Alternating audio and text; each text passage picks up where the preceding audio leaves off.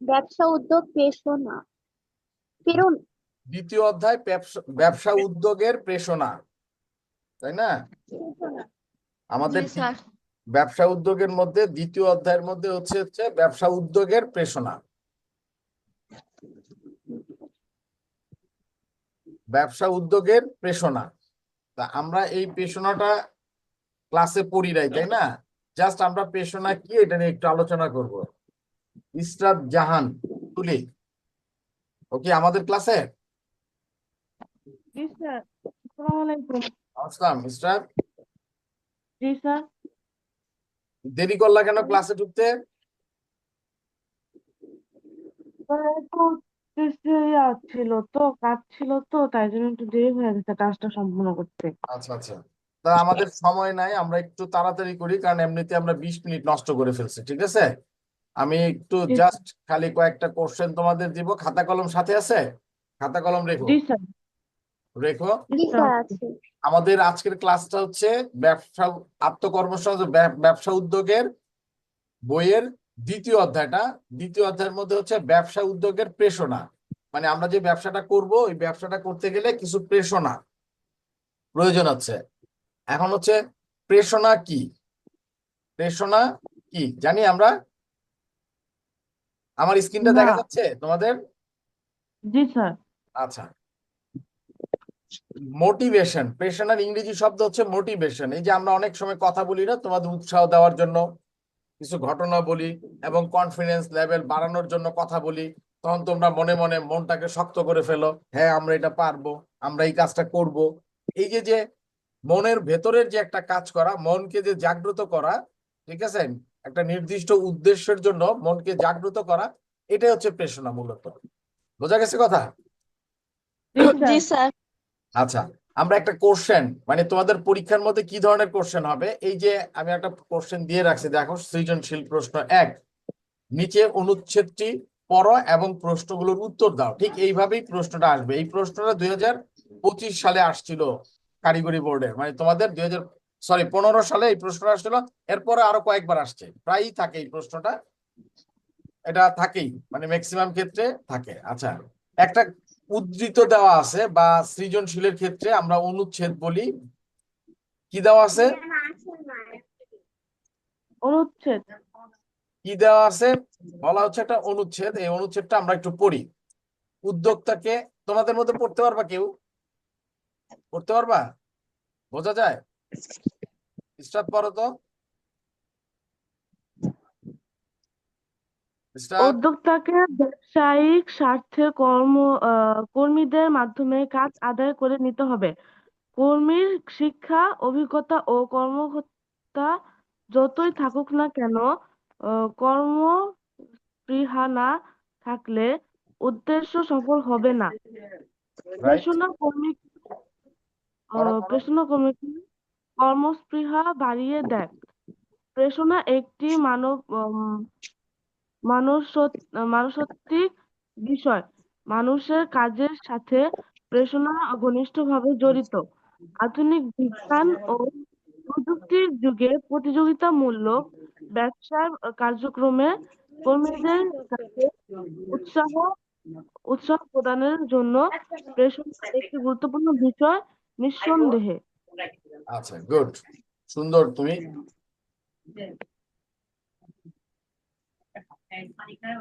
আচ্ছা, তাহলে আমরা কি পেলাম? প্রেষণাটা আমার এই এর মধ্যে যে আধুনিক বিজ্ঞান ও প্রযুক্তির যুগে প্রতিযোগিতামূলক ব্যবসা কার্যক্রমকে কর্মীদের কাজে উৎসাহ প্রদানের জন্য প্রেষণা একটি গুরুত্বপূর্ণ কাজ। মানে বিজনেস করতে গেলে আমাদের প্রেষণা একটা গুরুত্বপূর্ণ কাজ। কারণ ব্যবসার মধ্যে আমার অনেক কর্মী থাকবে, আমার স্টাফ থাকবে, তাদেরকে উৎসাহ উদ্দীপনা দেওয়ার জন্য আমাদের এই প্রেষণাটা প্রয়োজন আছে। প্রেষণা অনেকভাবে আমরা দিতে পারি, কথা বলে তার কনফিডেন্স লেভেল বাড়ায়, প্রেরণা দিতে পারি তাকে একটা উৎসাহ দিয়ে, যে তোমরা যদি এই 3 মাসের মধ্যে আমাদের টার্গেট অ্যাচিভ করতে পারো, তাহলে তোমাদের প্রমোশন হবে, এটাও এক ধরনের প্রেরণা, ঠিক আছে? অথবা তোমাদের বোনাস দিব, অথবা তোমাদেরকে আরো বেতন বা স্যালারিটা বাড়ায় দিব। এই ধরনের উৎসাহ দেওয়াটা হচ্ছে এক ধরনের প্রেরণা। তাহলে ব্যবসা করতে গেলে আমাদের কর্মীদের জন্য প্রেরণা খুবই প্রয়োজন। আচ্ছা, এই ক্ষেত্রে তুমি দেখো প্রশ্ন দেয়া আছে, প্রেষণা কি?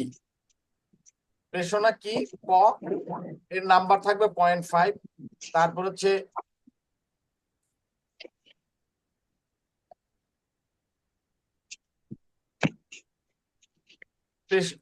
প্রেষণা কি? খ, প্রেষণাকে কোন ব্যক্তির আচরণের চালিকা শক্তি বলা হয় কেন? মানে প্রেষণাকে কোন ব্যক্তির আচরণের চালিকা শক্তি বলা হয় কেন? এইটার মধ্যে থাকবে 2, মানে খ নাম্বারের প্রশ্নের উত্তরে থাকবে 2 মার্কস। গ নাম্বারে উদ্দীপকের আলোকে ব্যবসায় প্রেষণার প্রয়োজনীয়তা ব্যাখ্যা করে, একটু বড় প্রশ্ন, এটার জন্য থাকবে 1.5, মানে 1.5 মার্ক, 1.5 মার্ক। ঘ নাম্বার উদ্দীপকের আলোকে প্রেষণা বৃত্তির কৌশলগুলো আলোচনা করে, এখানে হচ্ছে প্রয়োজনীয়তা আর এখানে হচ্ছে কৌশল, তার মানে দুইটাই বড় প্রশ্ন, এটার জন্য হচ্ছে আমাদের 2 মার্কস থাকবে। ঠিক আছে, এখন আমরা আসো জি স্যার। দেখি আমরা প্রেষণা কাকে বলে। উত্তর লিখতেছি। 1 নং সৃজনশীল প্রশ্নের উত্তর ক, সাধারণত সাধারণত অর্থের মানুষের ইচ্ছা বা আকাঙ্ক্ষাকে প্রভাবিত করে স্বতঃস্ফূর্তভাবে চলার আগ্রহ সৃষ্টি প্রক্রিয়াকেই প্রেষণা বলে। মানে সাধারণ অর্থে মানুষের ইচ্ছা এবং আকাঙ্ক্ষাকে কি করে? স্বতঃস্ফূর্ত করে। ঠিক আছে, যে কারণ, আচ্ছা তোমরা কি বলে, আচ্ছা আরেকজন তো ঢুকলো, কি ঢুকে নাই?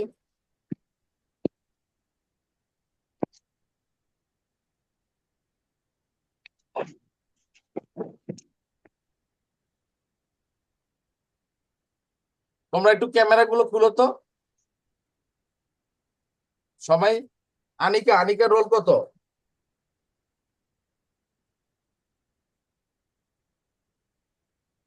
আনিকার রোল কত?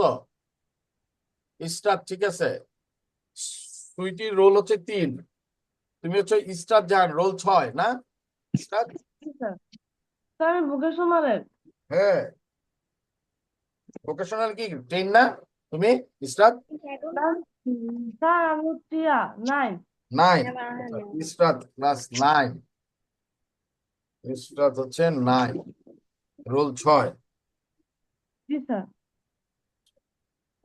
তাহলে স্টার তুমি তুমি ঢুকবা হচ্ছে এখন না, তুমি ঢুকবা হচ্ছে, যদিও লিঙ্কটা আমি দিয়ে দিছি। আচ্ছা তুমি থাকো, আমি তোমাকে বলবো, আমি তোমাকে বলছি তোমার ক্লাসটা পরে নিব। হ্যাঁ, তোমার তো ইঞ্জিনিয়ারিং ড্রয়িং ক্লাস স্টাতে, আমি ওই যে বড় আপুদের ক্লাসটা শেষ করি, তারপরে তুমি চাইলে থাকতে পারো, আর না চাইলে তুমি আরেকটু পরে ঢোকো। জি স্যার। তুমি কয়টায় ঢুকবা ইশরাত? স্যার আপনি যখন বলবেন। দাঁড়াও একটু দাঁড়াও, আমি দেখে দিই তোমার টাইমটা কতটা দিছি। 11টায় দিছিলাম তাই না? তুমি জি স্যার। তুমি তুমি এই কি বলে, ওদের কত মিনিট হয়েছে? দাঁড়াও আমি একটু দেখে নেই। 26, তুমি 20 মিনিট পরে ঢুকবা স্টার্ট। জি 20 মিনিট, এখন বাজে কটা? 8। স্যার। তার মানে তুমি 25-এ, 11টা 25-এ ঢুকবা। হ্যাঁ, এই লিঙ্ক এটাই থাকবে, 25-এ ঢুকবা। ওকে, তাহলে তুমি বেরিয়ে যাও। এই আনিকার রোল কত? আনিকা, আনিকার রোল কত? ক্লাসের দিকে আগে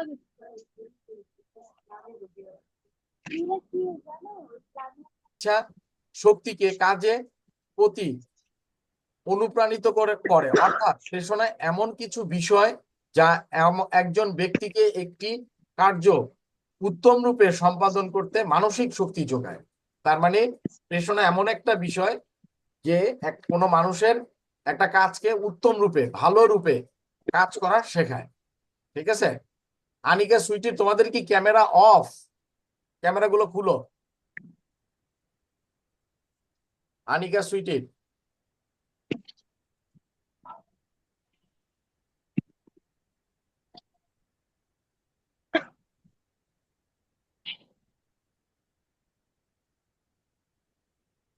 আচ্ছা, তাহলে খ নাম্বার প্রশ্ন উত্তর আমরা পেলাম কি? প্রেষণাকে কোনো ব্যক্তির আচরণের চালিকা শক্তি বলা হয় কেন? আচ্ছা, চালিকা শক্তি বলা হয় কেন? কেন বলা হয়? কারণ প্রেষণার মাধ্যমে আমরা কি করি? উৎসাহ উদ্দীপনা ওই কর্মীর বেড়ে যায়, এই জন্য আমরা মোটিভেশন বা প্রেষণাকে কোনো ব্যক্তির চালিকা শক্তি বলি। কথাটা কি বোঝা গেছে সুইটি? কথাটা কি বোঝা গেছে আমি যে বললাম?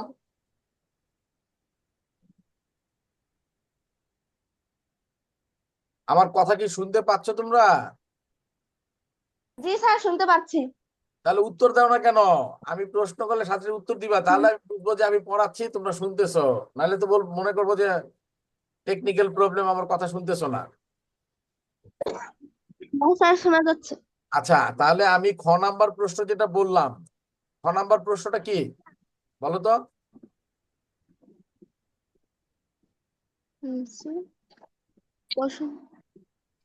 বোঝা না গেলে বোঝা না গেলে মোবাইলের স্ক্রিনটা হাত দিয়ে টানো, দেখবে বড় হয়ে যাবে লেখাগুলা।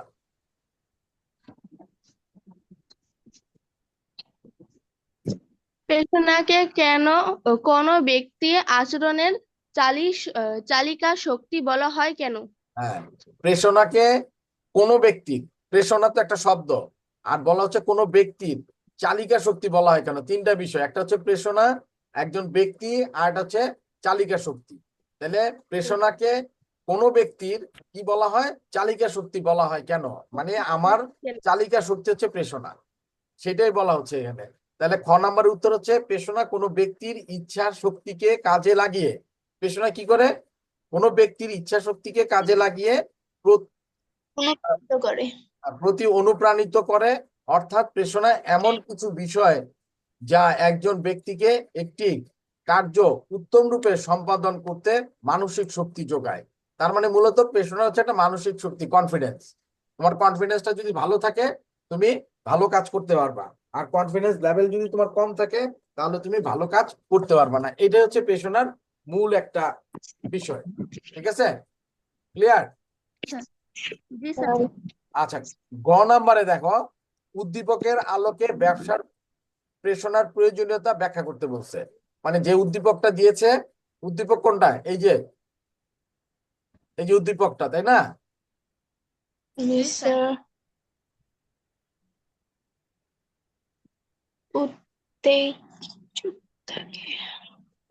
ব্যবসায়িক স্বার্থে কর্মীদের মাধ্যমে উদ্দীপক কাজ হচ্ছে এই যে এটা।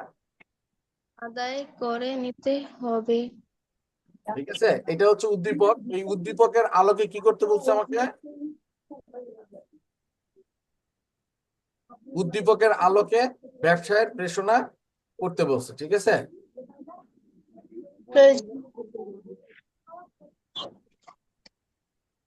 আমাদের এই যে আমাদের গ নাম্বার উত্তর, বুঝছে?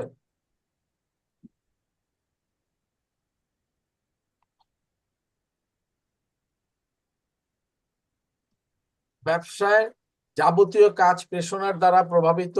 ব্যবসায় স্থাপন পরিচালনা উদ্যোক্তার উন্নয়নের একজন ব্যবসা উদ্যোক্তার কর্মদক্ষতার মাত্রার উপর নির্ভরশীল। তাই আধুনিক স্থাপন ব্যবস্থাপকগণ কর্মীদের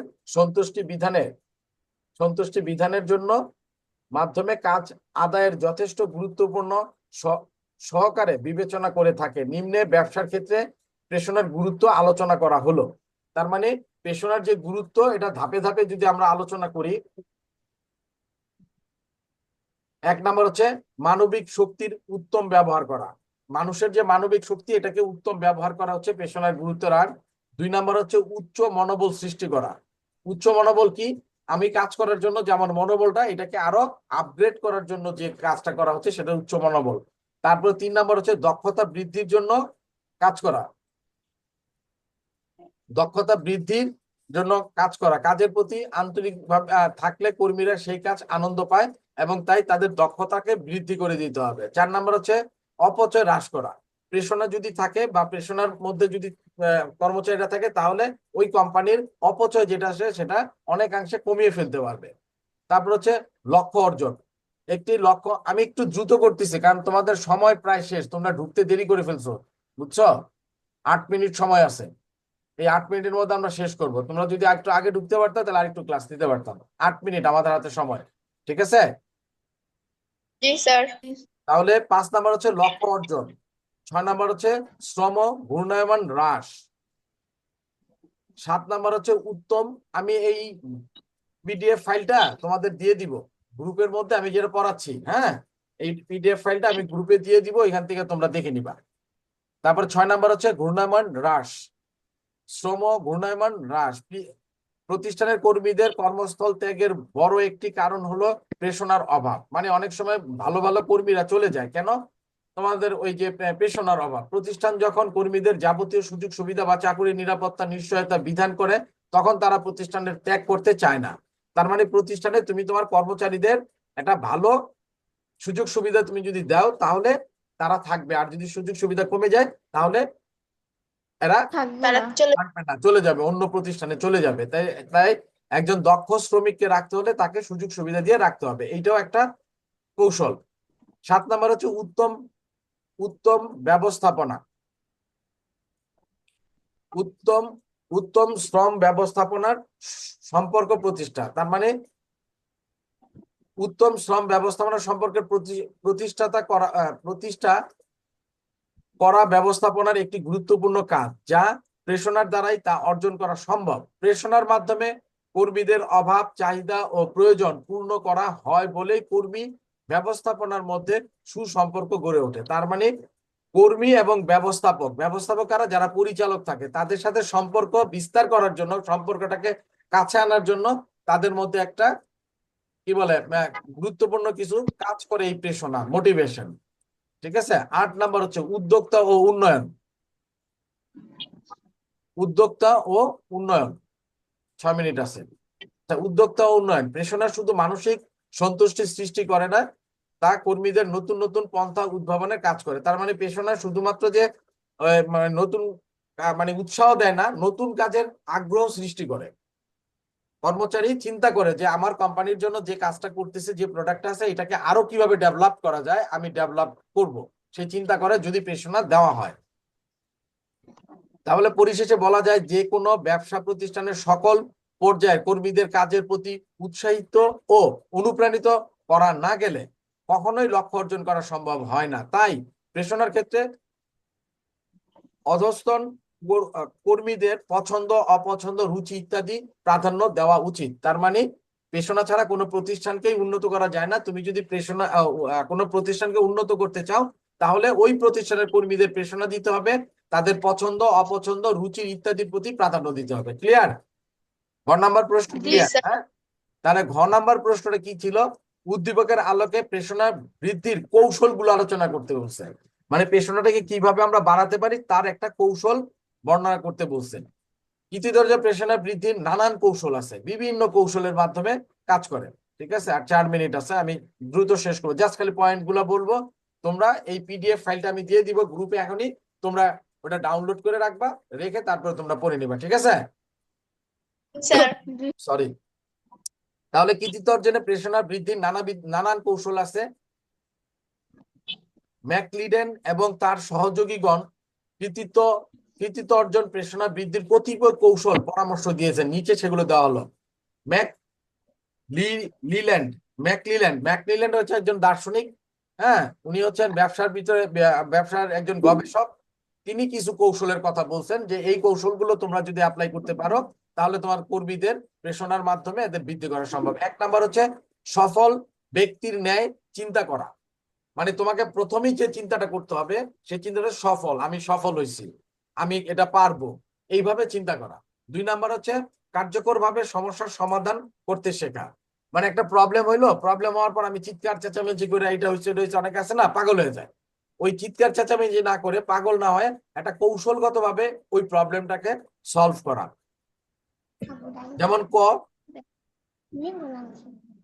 কোনো কাজ প্রবলেম হয়ে গেল, সাথে সাথে সেটা স্থগিত করে দেওয়া, এই সিদ্ধান্ত নেওয়ার মতো প্রবণতা থাকা। পরিবেশ সম্পর্কে অবহিত হওয়া, তারপরে সম্ভাব্য সমাধানের তালিকা প্রণয়ন করা, বিকল্প সমাধান চিন্তা করা, তারপরে হচ্ছে নির্বাচিত সমস্যার মূল্যায়ন, তারপরে বিরতি গ্রহণ, মানে কাজের মধ্যে গ্যাপ দেওয়া। অনেক সময় দেখা কাজ করতে করতে আমরা খুব বোর্ড হয়ে গেছি, ঠিক আছে, এন্ড ব্রেক। যেমন আমরা ক্লাস নিতে নিতে অনেক সময় কি করি, আপাতত ক্লাসটা অফ থাক, চলো আমরা একটু গল্প করি, অথবা কবিতা শুনি, অথবা গান শুনি। এই যে মাঝখানে যেটা ব্রেক দেয়া, ব্রেনকে মানে কি আবার নতুন করে জাগ্রত করা।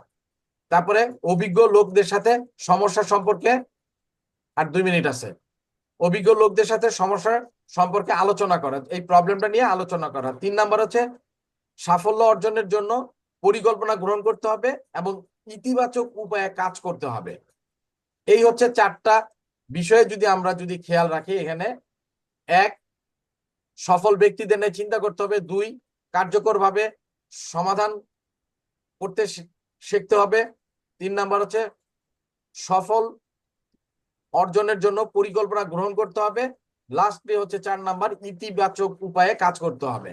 তাহলে পরিশেষে উপরোক্ত আলোচনার মাধ্যমে আমরা এ ধারণা করতে পারি যে কৃতিত্ব অর্জন প্রেরণা বাড়ানোর জন্য কোনো জাদু নেই, তবে উপরের পথগুলো অনুসরণ করলে কৃতিত্ব অর্জনের প্রেরণা বাড়তে পারে, সে বিষয়ে কোনো সন্দেহ নেই। তার মানে হচ্ছে আমরা এই টোটাল আলোচনা থেকে আমরা বুঝতে পারি যে কৃতিত্ব অর্জনের জন্য কোন রকম কোনো বা প্রেরণার জন্য কোনো জাদুর কোনো কাঠি নাই বা জাদু নাই।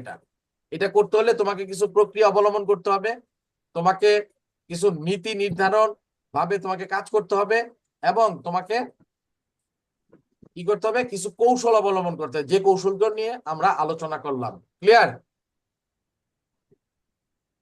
জি স্যার।